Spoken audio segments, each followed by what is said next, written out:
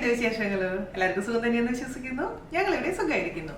അപ്പൊ ഞാൻ വന്നിരിക്കുന്നത് ഒരു ഈസി ആൻഡ് ടേസ്റ്റി ആയിട്ടുള്ള ഓണം റെസിപ്പി ആയിട്ടാണ്. അതായത് രസകാളൻ. രസകാലം എന്ന് പറയുമ്പോൾ നമ്മുടെ തൃശ്ശൂർക്കാർക്കൊന്നും അത്ര പരിചയം ഉണ്ടാവില്ല. എന്നാലും പാലക്കാട് സൈഡ്, തമിഴ്നാട് സൈഡിലൊക്കെ ഒരുപാട് പേർക്ക് അറിയാവുന്ന അവരുടെ ഇഷ്ട വിഭവമാണ്. അതായത് രസകാലം എന്ന് പറയുമ്പോൾ നമ്മുടെ പുളിശ്ശേരിയൊക്കെ വേറെ ഒരു കുറച്ച് മാറ്റങ്ങൾ വരും അതിന്. അപ്പൊ എന്തായാലും വീഡിയോ കാണും കേട്ടോ. അറിയാവുന്നവര് എന്തായാലും ഒന്ന് ട്രൈ ചെയ്തിട്ട് അഭിപ്രായം പറയും. എങ്ങനെയുണ്ട് വീണ ചേച്ചി ഉണ്ടാക്കിയെന്ന് പറയാൻ മറക്കരുത്. അപ്പൊ ഒട്ടും താമസിക്കുന്നത് നമുക്ക് എങ്ങനെയാണ് രുചികരമായിട്ടുള്ള ഈസി ആയിട്ട് രസകാലം തയ്യാറാക്കാം എന്ന് നോക്കിയിട്ട് വരാം. ഓക്കെ, അപ്പൊ നമുക്ക് രസകാലം ഉണ്ടാക്കാൻ വേണ്ടിയിട്ട് ഞാനിവിടെ ചെറിയൊരു കഷ്ണം കുമ്പളങ്ങ അതുപോലെ തന്നെ മത്തങ്ങയാണ് എടുത്തിരിക്കുന്നത്. നിങ്ങൾക്കിപ്പോ ഏത് തരം പച്ചക്കറി വെച്ചിട്ടുണ്ടാക്കാം. അതായത് 2 or 3 പച്ചക്കറികൾ ഒരുമിച്ച് ചേർത്തുണ്ടാക്കാം. അല്ലെങ്കിൽ ഇപ്പൊ കുമ്പളങ്ങ മാത്രമേ ഉള്ളൂ എന്നുണ്ടെങ്കിൽ കുമ്പളങ്ങ മാത്രം വെച്ചുണ്ടാക്കാം കേട്ടോ. അപ്പൊ ചിലവർ എന്താ ചെയ്യാന്ന് വെച്ചാൽ ഈ മത്തങ്ങ, കുമ്പളങ്ങ, മുരിങ്ങക്കായ അതാണ് ഒരു കോമ്പിനേഷൻ ആയിട്ട് ഞാൻ കണ്ടിട്ടുള്ളത്.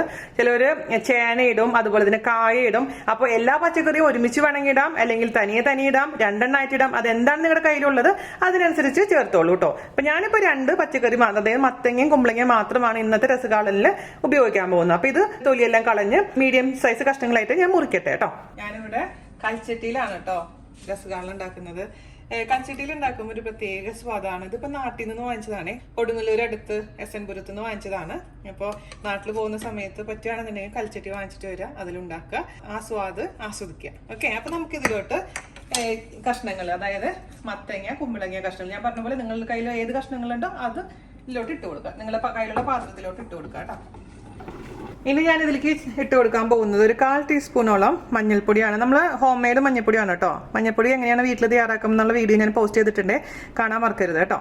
ഉപ്പ് എന്ന് പറയുമ്പോൾ ആദ്യം ഒരുപാട് ഇടരുത്. നമുക്ക് ആദ്യം ഒരു 1/2 ടീസ്പൂണോളം ഇട്ട് കൊടുക്കുക. പിന്നെ നോക്കിയിട്ട് എക്സ്ട്രാ ആവശ്യമുണ്ടെങ്കിൽ ചേർത്ത് കൊടുക്കുക. പിന്നെ നമ്മൾ രസകാലനും മോരുകറിയും, അതായത് പുളിശ്ശേരി തമ്മിലുള്ള മെയിൻ ആയിട്ടുള്ള വ്യത്യാസം, അതിലോട്ട് നമ്മൾ തൈരും ചേർക്കുന്നുണ്ട്, കൂടാതെ പുളി ചേർക്കുന്നുണ്ട്, പുളിവെള്ളവും ചേർക്കുന്നുണ്ട് കേട്ടോ. അപ്പൊ പല സൈഡിലും പല രീതിയിലാണ് തയ്യാറാക്കുന്നത്. ഞാൻ എന്റെ ഫ്രണ്ട്സിന്റെ അടുത്തൊക്കെ ചോദിക്കുമ്പോൾ, പാലക്കാട് സൈഡിലുള്ള ഫ്രണ്ട്സിന്റെ അടുത്ത് ചോദിക്കുമ്പോൾ തന്നെ പലരും പല റെസിപ്പിയാണ് എനിക്ക് ഷെയർ ചെയ്തത്. അപ്പൊ ഞാൻ മനസ്സിലാക്കിയ ഒരു റെസിപ്പിയാണ് ഞാൻ നിങ്ങൾക്ക് പറഞ്ഞിരുന്നത്. മാത്രം ഞാൻ ഉണ്ടാക്കി നോക്കിയപ്പോൾ നല്ല ഇഷ്ടപ്പെട്ടു. അപ്പൊ ഇതിലോട്ട് ഞാൻ ഒരു നാരങ്ങ വലിപ്പത്തിലുള്ള പുളി വെള്ളത്തിലിട്ട് വെച്ചിട്ടുണ്ടായിരുന്നു. അത് നന്നായിട്ട് ഞാനടി അതിലത്തെ പുളിവെള്ളം മാത്രം എടുത്ത് വെച്ചിട്ടുണ്ട്, അത് നമുക്ക് ഒഴിച്ചു കൊടുക്കാം. അപ്പൊ നിങ്ങൾ ചോദിക്കും പുളിവെള്ളത്തിൽ കഷ്ണങ്ങൾ ഇട്ടാൽ വേവും. പക്ഷെ വേറൊരു ഗുണം എന്താണെന്ന് വെച്ചാൽ ഓവറായിട്ട് ഉടഞ്ഞു പോയില്ല കേട്ടോ. അപ്പൊ പുളിവെള്ളത്തിലാണ് ഞാനിപ്പോ കഷ്ണങ്ങൾ വേവിക്കാൻ പോകുന്നത്. ഇനി ഇതിലേക്ക് കുറച്ച് ഈ കഷ്ണങ്ങൾ നകന്ന് നിൽക്കുന്ന രീതിയിൽ വെള്ളം ഒഴിച്ചു കൊടുക്കാം. ഓക്കെ, നിങ്ങൾ എത്ര കഷ്ണങ്ങളാണ് എടുക്കുന്നത് അത്രയും കഷ്ണങ്ങൾ മുങ്ങി നിൽക്കുന്ന രീതിയിലുള്ള വെള്ളം. അപ്പൊ ഞാനിപ്പോൾ ഇവിടെ ഒരു 1.5 ഗ്ലാസ് വെള്ളം എക്സ്ട്രാ പുളിവെള്ളം അല്ലാതെ ഒഴിച്ചിട്ടുണ്ട്. നന്നായിട്ട് അങ്ങ് മിക്സ് ചെയ്ത് കൊടുക്കുക. അതിനുശേഷം അടച്ചു വെച്ചിട്ട് നമുക്ക് മീഡിയം ഫ്ലെയിമിലിട്ടിട്ട് ഈ കഷ്ണങ്ങളൊന്ന് വേവിച്ചെടുക്കാം. അടച്ചു വെച്ചിട്ട് വേവിക്കാം. ഇടയ്ക്കൊന്ന് തുറന്ന് ഇളക്കി നോക്കാൻ മറക്കരുത്. അപ്പൊ ഞാൻ കഷ്ണങ്ങളൊക്കെ വേവിക്കാൻ വേണ്ടി അപ്പുറത്തെ അടുപ്പിലോട്ട് മാറ്റി വെച്ചിട്ടുണ്ട് കേട്ടോ. ഇനി ഇതിലേക്ക് തേങ്ങയുടെ കൂടെ അരച്ച് ചേർക്കാൻ കുറച്ച് ഐറ്റംസ് വേണം. അതായത് നമുക്ക് വേണ്ടത് 1 ടീസ്പൂൺ റൈസ്, അതായത് നമ്മൾ ഉപയോഗിച്ചിരിക്കുന്നത് വൈറ്റ് റൈസ് ആണ്, പച്ചരിയാണ്, 1 ടീസ്പൂൺ. അതുപോലെ തന്നെ പിന്നെ ഞാൻ എടുത്തിരിക്കുന്നത് 4 വറ്റൽമുളകാണ്. നിങ്ങളുടെ അടുത്ത് വറ്റൽമുളക് ഇല്ലെങ്കിൽ അതിന് പകരം മുളക് പൊടി ഉപയോഗിക്കാം. പക്ഷെ ട്രഡീഷണൽ രീതിയിൽ വറ്റൽമുളകാണ് ഉപയോഗിക്കുന്നത് കേട്ടോ. വറ്റൽമുളകിന്റെ കൂട്ടത്തിൽ കൂടെ ഒരു 2 or 3 പച്ചമുളക് നമുക്ക് ഉപയോഗിക്കാം. പിന്നെ നമുക്ക് വേണ്ടത് ഉലുവയാണ്. ഉലുവ മൊത്തത്തിലുള്ള ഉലുവയാണ് ഞാൻ എടുക്കുന്നത്. അതുപോലെ തന്നെ ഉലുവ മൊത്തത്തിലുള്ള ഇല്ലെങ്കിൽ നമുക്ക് അതിലോട്ട് ഉലുവപ്പൊടി ചേർക്കാം.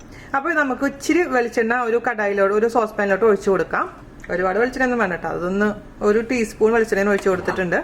അതിലോട്ട് ഈ അരി 1 ടീസ്പൂൺ അരി ചേർത്തില്ലെങ്കിൽ കുഴപ്പമൊന്നുമില്ല. പക്ഷെ അരി ചേർത്ത് കഴിഞ്ഞാൽ ആ ട്രഡീഷണൽ രീതിയിൽ മാത്രം ഞാൻ പറഞ്ഞില്ലേ. പിന്നെ ഓരോ വശത്തോട്ട് പോകും തോറും ഇപ്പൊ തൃശ്ശൂർ തന്നെ ഒരു കറി ഉണ്ടാക്കുമ്പോൾ പല രീതിയിലാണ് നമ്മൾ ഉണ്ടാക്കാറുള്ളത്.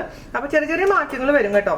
അപ്പോൾ ഞാൻ ട്രൈ ചെയ്ത് നോക്കിയതിൽ ഏറ്റവും ബെസ്റ്റ് എനിക്ക് ടേസ്റ്റായി തോന്നിയതാണ് ഞാൻ നിങ്ങൾക്ക് ഷെയർ ചെയ്യുന്നത്. ഒന്ന് നന്നായിട്ടൊന്ന് വറുത്തെടുക്കാം. വെറുതെ വറുത്താലും മതി കേട്ടോ. അരി വെളിച്ചെണ്ണ ചേർക്കണമെന്നൊന്നുമില്ല, എന്തായാലും അരച്ചെടുക്കേണ്ടതാണ്. ഇത് പെട്ടെന്നൊന്ന് ഗോൾഡ് കളർ ആവാൻ വേണ്ടിയിട്ടാണ് ഇതിൽ വറുക്കുന്നത്. അതിൻ്റെ കൂട്ടത്തിൽ കൂടെ ഞാൻ വറ്റൽമുളക് ഇട്ട് കൊടുക്കുന്നുണ്ട്. ഒന്ന് ഗോൾഡ് കളർ ആവട്ടെ. ഇപ്പം ഇതിൽ നിങ്ങൾ വറ്റൽമുളക് എടുക്കുന്നില്ലെങ്കിൽ ആ കഷ്ണങ്ങൾ വേവിക്കുന്ന കൂട്ടത്തിൽ കൂടെ ഒരു 3/4 ടീസ്പൂണോളം മുളക് പൊടി ചേർത്ത് കൊടുക്കണം കേട്ടോ. ഞാൻ ഇവിടെ വറ്റൽമുളക് അരയ്ക്കുന്ന കാരണമാണ് ആ സമയത്ത് ചേർക്കാതിരുന്നത്. അരി പൊട്ടാൻ തുടങ്ങിയിട്ടുണ്ട്, നമുക്കത് എടുക്കാം. സെയിം പാത്രത്തിൽ തന്നെ നമുക്ക് ഒരു 1/4 ടീസ്പൂണോളം ഉലുവ ഇട്ട് കൊടുക്കാം. ഉലുവയും കൂടെ നന്നായിട്ടൊന്ന് റോസ്റ്റ് ചെയ്തെടുക്കാം. ഞാൻ പറഞ്ഞില്ലേ നമ്മുടെ പുളിശ്ശേരിയായിട്ട് ചെറിയ മാറ്റങ്ങളാണുള്ളത്. നമ്മൾ ഉലുവ നോർമലി പുളിശ്ശേരിയിൽ കാച്ചൊഴിക്കുകയേ ചെയ്യുള്ളൂ, അരയ്ക്കാറില്ല.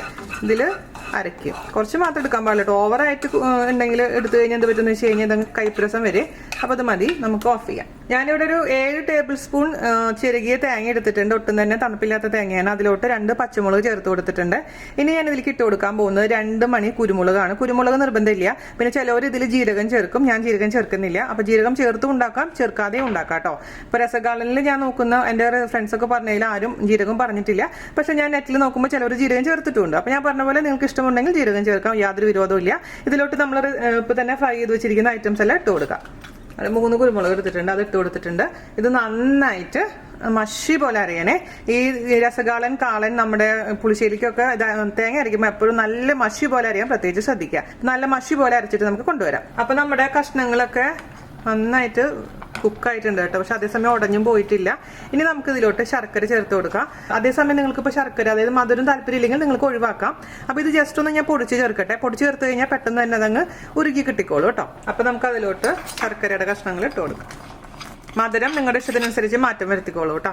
അതിനുശേഷം നമുക്ക് ഇതിലോട്ട് നമ്മൾ അരച്ചു വെച്ചിരിക്കുന്ന അരപ്പ് ചേർത്ത് കൊടുക്കാം. നല്ല മഷി പോലെ അരഞ്ഞിട്ടുണ്ട്. ഇത് നമുക്ക് ഇതിലേക്ക് ചേർത്ത് കൊടുക്കാം.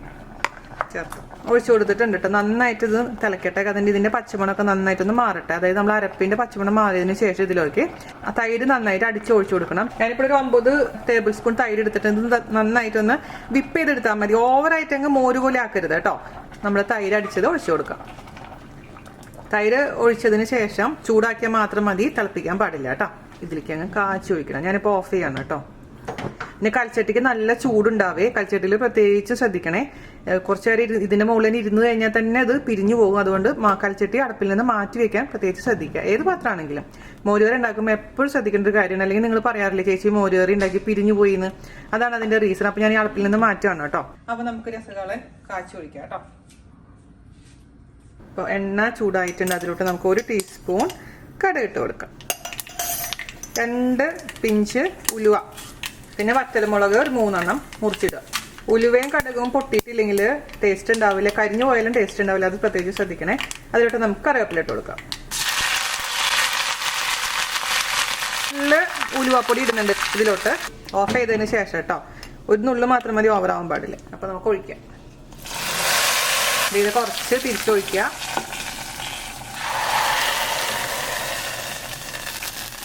മിക്സ് ചെയ്യുക.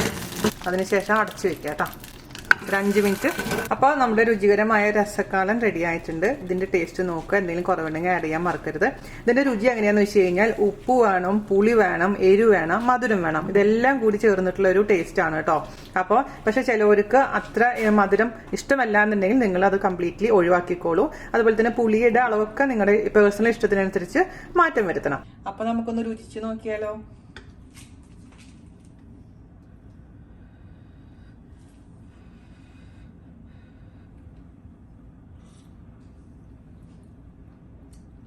സൂപ്പറായിട്ട് കേട്ടോ.